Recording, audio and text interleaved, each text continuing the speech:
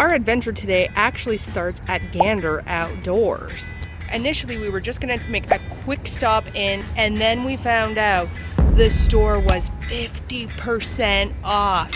So we went a little crazy at the cash. We actually put a couple things back, but oh my God, I can't believe it.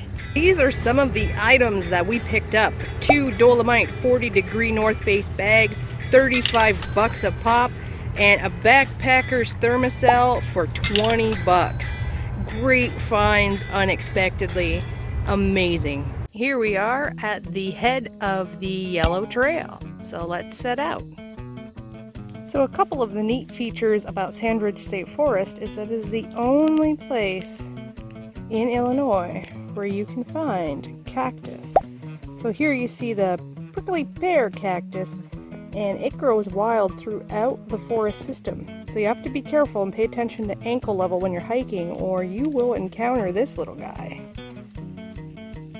Another interesting feature of Sandridge State Forest is these pine trees.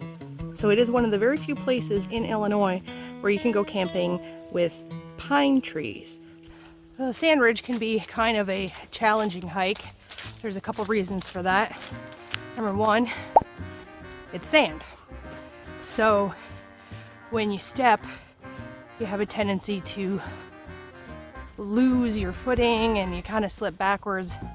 So it feels like you have to take about 30% more steps to travel the same distance as on a regular dirt trail.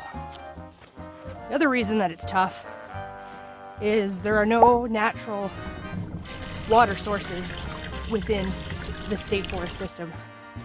So your pack's quite a bit heavier because you're having to pour in all the water you're gonna need for your whole trip. After hiking in sand for 30-40 minutes, you really start to feel it. Here we are, our campsite. All right, let's go check out the digs here. Here we are, Backcountry 3. Looks like we've got a lot of great places to hang our hammocks. So, got a lot of, I believe that's a ponderosa pine. I believe. If it's not, let me know in the comments below. Pretty sure it is though. So look at this. I don't know if you can see this, but it doesn't really show up on film. There's just a ring of just nasty sweat that's just sitting there. All right, so Sarah's asking me to go in the bag and find some rope. Really? Books? Well, life in a hammock is pretty leisurely when you're not doing filming. You know, I enjoy a good book in the middle of the woods. Do you know how much these things weigh? You carted these books out here? My God, this must weigh at least 1.5 pounds, maybe 2 pounds, these books. You needed 2? Well, yeah, what if I run out? My God. Well, we've got the camp set up and Sarah's starting to work on our fire.